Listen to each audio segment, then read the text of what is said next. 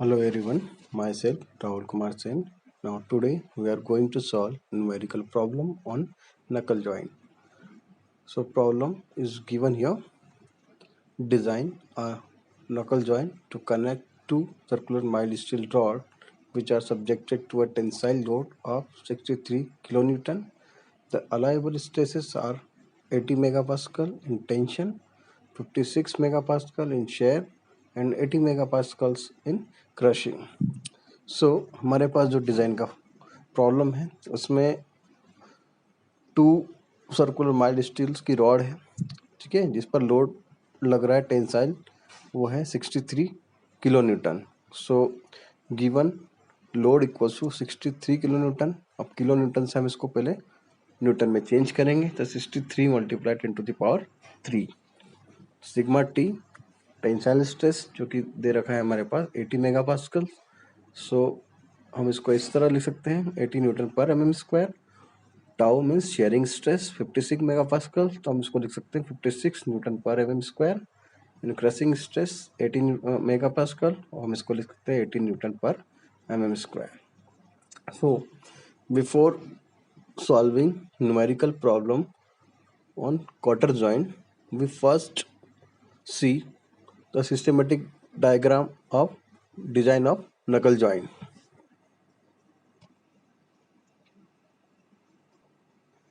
अब जैसे कि देख रहे हो डिज़ाइन ऑफ नकल जॉइंट. अब डिज़ाइन में बेसिकली 3 कंपोनेंट्स हैं. फर्स्ट कंपोनेंट है हमारा single eye and, second component है हमारा फोर्क एंड जिसको हम डबल आई एंड भी बोल सकते हैं, और तीसरा कंपोनेंट है हमारा नकल पिन. ठीक है. अब दो रॉड को हम असेंबल करते हैं किसके थ्रू? नकल पिन के थ्रू. ठीक है. अब हमको पता है कि जब भी हम डिज़ाइन की बात करें नकल जॉइंट की, तो उसमें क्या होता है कि 3 स्ट्रेस के कारण डिज़ाइन फेल हो सकती है. फर्स्ट स्ट्रेस है आपका टेंसाइल स्ट्रेस, दूसरा स्ट्रेस है आपका शेयरिंग स्ट्रेस, और तीसरा होता है हमारे पास क्रशिंग स्ट्रेस. तो डिज़ाइन में इन तीनों स्ट्रेस में से अगर एक भी स्ट्रेस डेवलप होती है तो उसके कारण ये डिज़ाइन में फेलोर हो सकता है. तो आप देख रहे हैं, सबसे पहले मैं डायमेंशंस आपको बता दूं कि ये जो स्मॉल डायमीटर है डी, ये होता है हमारा डायमीटर ऑफ रॉड. ठीक है. अब जो दे रखा है हमारे पास टी, स्मॉल टी, ये होती है हमारी thickness of single eye and. ठीक है. उसके बाद आप अगर हम देखते हैं डी, जो डी होता है हमारा outside diameter of knuckle pin, या आप इसको यूं भी बोल सकते हो कि डायमीटर ऑफ नकल कॉलर. ठीक है. अब T1 होता है, वो हमारी होती है thickness of fork and. Right. तो थिकनेस ऑफ फोर्क एंड भी बोल सकते हो क्योंकि T1 थिकनेस है फोर्क एंड की. Fork and means double and. और DP होता है हमारा डायमीटर ऑफ नकल पिन. ठीक है. और अब हमें, जैसे कि लास्ट क्लास में हमने डिजाइन प्रोसीजर पढ़ी थी नकल जॉइंट की और हमने कुछ फॉर्मूले स्टडी किए, तो with the help of that formula we will find all the dimension of this design. अब उसके बाद मैं आपको एक और चीज बताना चाहूंगा कि हमारे पास कुछ एम्पेरिकल रिलेशंस भी होते हैं. अब एम्पेरिकल रिलेशंस 2 डायमेंशंस के लिए यहाँ पे दे रखे हैं. एक डायमेंशन है हमारी thickness of single eye end और दूसरा है हमारे पास थिकनेस ऑफ फोर्क एंड. ठीक है. अब जैसे कि पहला डायमेंशन है थिकनेस ऑफ फोर्क एंड. अब फोर्क एंड की हम जब बात करते हैं तो उसका जो एम्पेरिकल रिलेशन जो होता है वो कितना होता है? T1 equal to 0.75 into small D, जहाँ पर स्मॉल डी क्या होता है? Diameter of rod. जो थिकनेस होती है, अगर हम एम्पेरिकल रिलेशंस की बात करें तो एम्पेरिकल रिलेशन से जो, अगर हम थिकनेस को देखते हैं तो थिकनेस होती है जो हमारी सिंगल आई एंड की और डबल आई एंड की, वो किसके इक्विवेलेंट होती है? 0.75 डायमीटर ऑफ रॉड के इक्विवेलेंट होती है. ठीक है. अब thickness of single eye end, so अब सिंगल आई एंड की थिकनेस की बात करते हैं जो कि हम बात करते हैं टी. ठीक है. तो टी की बात करें तो टी किसके इक्विवेलेंट होगा? 1.25 into diameter of rod. Right. So ये इंपेरिकल रिलेशन है. अब इन्हीं इंपेरिकल रिलेशन से जब भी हम डिजाइन का प्रॉब्लम सॉल्व करेंगे और उसमें अगर हमको जब दो डायमेंशन मिलेंगे, T1 thickness of fork end और T thickness of single eye and, जब भी इनकी वैल्यू मिलेगी तो हम इन्हीं इंपेरिकल रिलेशंस को कंपेयर करेंगे और ये देखेंगे चेक करने के बाद कि ये हमारी डायमेंशन जो है वो डिजाइन के लिए सेफ है या नहीं है. अब हम प्रॉब्लम में आते हैं. और स्टेप बाय स्टेप हम पूरी डिजाइन को एनालिसिस करेंगे। ओके, तो सबसे पहले हम बात करते हैं डायमीटर ऑफ रॉड। अब चूंकि नकल जॉइंट में जितने भी कंपोनेंट है उसमें सबसे स्मॉलेस्ट डायमीटर होता है, वो कौन सा होता है? डी होता है, स्मॉल डी। ठीक है, सो पहली स्टेप में हमको क्या फाइंड करना है? Diameter of rod. अब हमें पता है considering failure of rod due to tension, अगर रॉड में टेंशन स्ट्रेस डेवलप होगी तो रॉड क्या हो सकती? फेल हो सकती है। तो उसके लिए हमारे पास जो फॉर्मूला है, जो कि हमने डिजाइन प्रोसीजर में देखा था, वो था P equals to π/4 into D square into sigma T. अब हमारे पास P की वैल्यू गिवन है 63 मल्टीप्लाई 10⁻³ न्यूटन, तो हमने यहाँ पे मेंशन की। π/4 into D square as it is रखा क्योंकि हमको डी की वैल्यू नहीं पता है, हमें ये फाइंड करना है। और सिग्मा टी की जगह हमने रख दिया 80। सो हमने डी की वैल्यू निकाल ली 31.65 mm। ठीक है, सो डी की वैल्यू इक्विवेलेंट कितनी हो जाएगी? 32, क्योंकि 31.65 mm इसका डायमीटर का जो वैल्यू है, तो हम अप्रोक्सीमेट मान लेंगे कि डी की वैल्यू 32 mm। सो इस तरह हमने फर्स्ट डायमेंशन ऑफ रॉड की वैल्यू फाइंड कर ली। अब नेक्स्ट स्टेप्स है हमारी डायमीटर ऑफ नकल पिन। अब एक और चीज बताना चाहूंगा कि नकल पिन है जो कि दो एंड को ज्वाइन करके रखती है। कौन कौन से एंड? आपका सिंगल आई एंड और डबल आई एंड। अब नकल पिन में भी दो स्ट्रेसेस डेवलप हो सकती है जिसके कारण वो फेल हो सकती है। एक हो सकती है आपकी शेयरिंग स्ट्रेस और दूसरी हो सकती है आपकी बेंडिंग स्ट्रेस। अब चूंकि हमको वैल्यू फाइंड करनी है किसकी? डीपी, उस diameter of knuckle pin find करना है। तो हम क्या करते हैं कि considering sharing failure of knuckle pin. ठीक है, अब sharing failure of knuckle pin, ठीक है, किसके कारण होता है? शेयरिंग स्ट्रेस के कारण होता है। ठीक है, सो हमारे पास फॉर्मूला क्या है? P equals to 2 into π/4 D का स्क्वायर मल्टीप्लाई टाउ।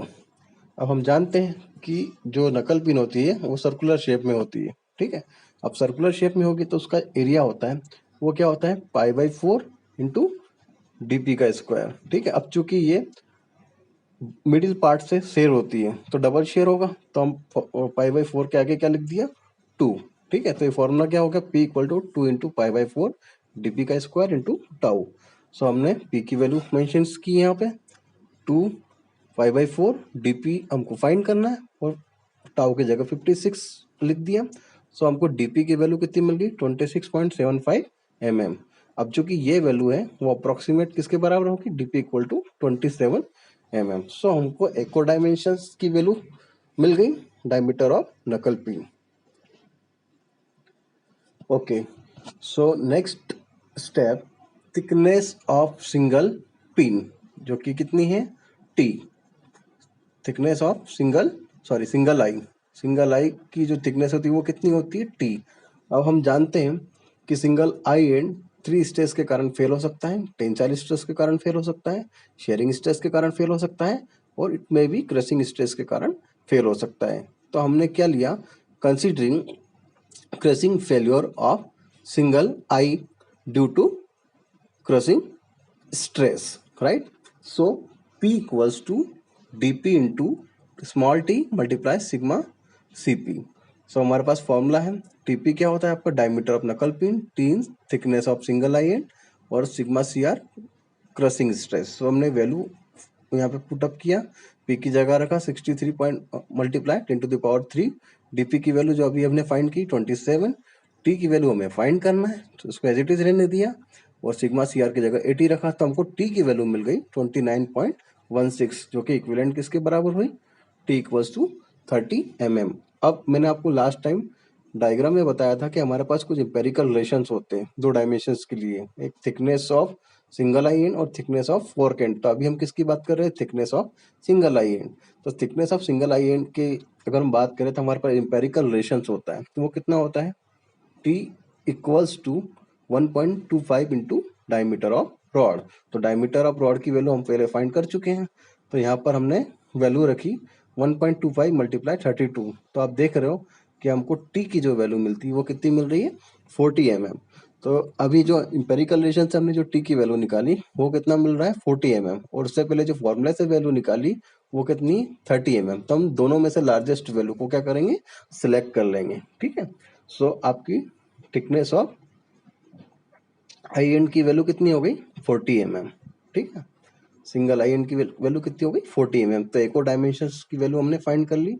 अब नेक्स्ट है हमारे पास, जैसे हमने अभी thickness of single eye end के लिए निकाला, उसी तरह हम थिकनेस ऑफ फोर्क एंड के लिए निकालेंगे। पहले अब हम ये देख सकते हैं कि ये फोर्क एंड है वो किस स्ट्रेस के कारण फेल हो सकता है। सिमिलर सिंगल आई एंड हम ये भी देख सकते हैं कि ये थिकनेस ऑफ फोर्क एंड जो है वो 3 स्ट्रेस के कारण फेल हो सकता है, टेंसाइल के कारण, शेयरिंग के कारण और क्रशिंग के कारण। और हमको ये पता होना चाहिए कि क्रशिंग स्ट्रेस में क्या होता है, जब भी कोई मेटल टू मेटल रबिंग होता है तो पाउडर फॉर्म में जनरेट हो जाता है, वहाँ पे जो स्ट्रेस डेवलप होती है उसको बोलते हैं हम क्रशिंग स्ट्रेस। सो अभी हमने क्या लिया, considering crushing failure of fork end, तो हमने ये फॉर्मूला मेंशन किया, P equals to 2 into DP, DP means diameter of knuckle pin, T1 means thickness of fork end, और sigma CR crushing stress, right. So P की जगह हमने कितना रख दिया 63 मल्टीप्लाई 10⁻³ इक्वल्स टू 2, डीपी की जगह रख दिया हमने 27, और T1 जो कि हमको फाइंड करना है, और मल्टीप्लाई 80। तो हम देखते हैं हमें T1 की वैल्यू मिल गई 14.58 mm, राइट। सो T1 की टोटल वैल्यू कितनी हो गई हमारी, मतलब 14.58 mm है, तो अप्रोक्सीमेट हम कितना मान लेंगे T1 इक्वल्स टू 15 mm। अब हम इसको इंपेरिकल रिलेशन से चेक करेंगे, जैसे अभी हमने सिंगल आई के लिए चेक किया था। तो इंपेरिकल रिलेशन से T1 का फॉर्मूला क्या होता है 0.75 इंटू स्मॉल डी। तो अभी हमने चेक किया 0.75, और डी जो कि पहले हम फाइंड कर चुके हैं, स्मॉल डी की वैल्यू 32, तो हमें T1 की वैल्यू कितनी मिली 24। अब आप कंपेयर कर रहे हो कि जो फॉर्मूले से हमने जो वैल्यू निकाली थी वो कितनी थी 15 mm, राइट, और जो अभी इंपेरिकल रिलेशन से निकाली वो कितनी है 24 mm। तो हम जो इंपेरिकल रिलेशन से जो वैल्यू निकली 24 mm, उसी लार्जेस्ट वैल्यू को हम यहाँ पर कंसीडर करेंगे। ठीक है, तो एक डायमेंशन और मिल गया, thickness of fork and. Now next step, outside diameter of single eye and. ठीक है, outside diameter of single eye and बोल सकते हैं, या फिर हम यूं भी बोल सकते हैं कि डायमीटर ऑफ नकल पिन, ठीक है, जिसको हम बोलते हैं स्मॉल डी। अब तो उसमें भी क्या होता है, हम जो स्ट्रेस कंसीडर करते हैं वो कौन सी होती है, टेंसाइल स्ट्रेस, जिसमें जो फेलियर होता है सिंगल आई एंड में, ठीक है, वो किसके कारण फेलियर हो रहा है, टेंसाइल स्ट्रेस के कारण फेलियर हो रहा है। ठीक है, तो हमारे पास जो फॉर्मूला है वो क्या हो जाएगा, P equals to D minus D P into small t multiply sigma t, right. अब हमें क्या करना है, सारी वैल्यू को मेंशंस करना है। P की जगह हमने जो वैल्यू थी वो मेंशंस की, D एज इट इज क्योंकि हमको D की वैल्यू फाइंड करना है, minus D P 27 multiply T की जगह हमने रखा 40, और सिग्मा टी की जगह हमने रखा 80। तो हमें डी की वैल्यू मिल गई 46.68 mm, जो कि अप्रोक्सीमेट किसके लिए हो गई, डी इक्वल्स टू 47 mm। अभी हमने जो outside diameter of the single eye and देखा उसकी वैल्यू कितनी निकली डी। अब हम एक और चीज देख सकते हैं कि अभी हमने जो फेलियर देखा था वो किसके लिए था, जो सिंगल आई एंड में फेलियर हो रहा है वो टेंसाइल स्ट्रेस के कारण हो रहा है। अब हम एक और फॉर्मूले के लिए चेक करेंगे जहां पर सिंगल आई एंड में फेलियर होता है, और वो होती है हमारी क्रशिंग स्ट्रेस। ठीक है, सॉरी, शेयरिंग स्ट्रेस। ठीक है, तो नेक्स्ट कंसिडरेशन हम क्या देखेंगे कि considering sharing failure of single eye and. ठीक है, now again considering share induce in single eye and. ठीक है, सो पी ये अगर हम शेयरिंग स्ट्रेस कंसीडर कर रहे हैं, ठीक है, सिंगल आई एंड के लिए, तो हमारे पास फॉर्मूला होता है वो कितना होता है, P equals to D minus D P into small t और इंटू टाउ। ठीक है, अब हमें यहाँ पर P की वैल्यू कितनी मेंशन की 63 मल्टीप्लाई 10⁻³ डी की वैल्यू मेंशन की, डी की वैल्यू हमें फाइंड करना है, माइनस 27 मल्टीप्लाई 40 और मल्टीप्लाई 56। तो हमें डी की वैल्यू मिली यहाँ पर कितनी आई है 55.12। सो इस तरह हमने डी की वैल्यू फाइंड कर ली दूसरी कंसिडरेशन से, तो वो कितनी है 56 mm। सो हमें जो लास्ट टाइम डी की वैल्यू मिली थी अभी जो हमने निकाली थी वो कितनी थी 47 और अभी जो मिल रही है वो 56 mm। तो हम लार्जेस्ट वैल्यू को कंसीडर करेंगे। तो एक और डायमेंशन हमें मिल गया, डायमीटर ऑफ नकल पिन। कौन सा डायमीटर? Outside diameter. ठीक है। सो अब नेक्स्ट स्टेप है हमारी failure of fork and in tension. ठीक है। अब सबसे पहले आपको मैं ये बताना चाहूँगा कि फोर्क एंड को हम डबल एंड भी बोल सकते हैं। अब उसमें जो फेल्योर हो सकता है वो 3 स्टेज के कारण फेल हो सकता है, टेंशन, क्रशिंग और शेयरिंग।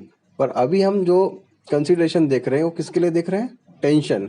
ठीक है। So considering failure of rod due to tension, तो हमारे पास फॉर्मूला क्या है? P equals to 2 into D minus D P into T1 multiply sigma t. D means outside diameter of knuckle pin और DP diameter of knuckle pin multiply thickness of fork end और multiply tensile stress. So सारी value हमने यहाँ पर put कर दी। सो आप क्या देखते हो कि हमें यहाँ पर डी की वैल्यू हमने रख दी जो अभी हमने फाइंड की, डीपी की वैल्यू भी हमारे पास है, T1 की वैल्यू भी हमारे पास है। अब हमें चेक किसके लिए करना है? टेंसाइल स्ट्रेस के लिए चेक करना है। ठीक है। तो सिग्मा टी को हम एज इट इज रखा, अब उसकी वैल्यू हमें फाइंड करना है। तो हम देखते हैं कि हमें सिग्मा टी की जो वैल्यू मिल रही है वो कितनी मिल रही? 45.26 न्यूटन पर mm स्क्वायर। अब हमें इससे ये आइडिया लग जाता है कि जो सिग्मा टी की जो वैल्यू है वो हमारी अलाउएबल स्ट्रेस से क्या है? कम है, जो कि हम चाहते भी है कि हमारी जो सिग्मा टी की जो वैल्यू है वो अलाउएबल स्ट्रेस से क्या होनी चाहिए? कम होनी चाहिए, उसके बराबर होना चाहिए। तो ये हम उसको सेफ डिजाइन में कंसीडर करेंगे। Since fork end is safe against tensile failure, तो हम बोल सकते हैं कि जो फोर्क एंड है इसकी जो डिजाइन है वो सेफ है किसके अगेंस्ट? टेंसाइल फेल्योर के अगेंस्ट। ठीक है। तो ये कंडीशन हमारी कंप्लीट हो गई। अब नेक्स्ट कंडीशन है हमारे पास जो कि नेक्स्ट स्टेप बोल सकते हैं failure of fork and in share. ठीक है। अब भाई अभी मैंने बताया कि फोर्क एंड में टेंशन के कारण भी स्ट्रेस, टेंशन के कारण भी मतलब फेल्योर हो सकता है। अब मैं दूसरा स्ट्रेस लेता हूँ कंसिडरेशन में, वो है शेयरिंग स्ट्रेस। तो शेयरिंग स्ट्रेस के कारण भी फोर्क एंड में क्या हो सकता है? फेल्योर हो सकता है। तो उसके लिए फॉर्मूला क्या होगा? P equals to 2 DC minus DP into T1 multiply tau. तो ये फॉर्मूला जो कि हमने अभी पहले जो लास्ट टाइम डिजाइन प्रोसीजर में पढ़ा वही का वही है।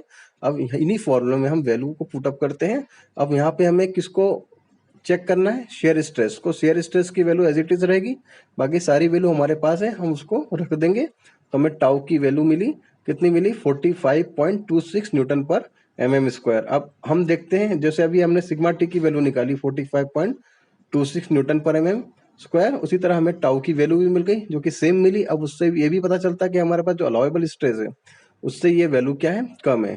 तो कैलकुलेट जो वैल्यू है वो क्या है? लेस देन अलाउएबल वैल्यू से। ठीक है।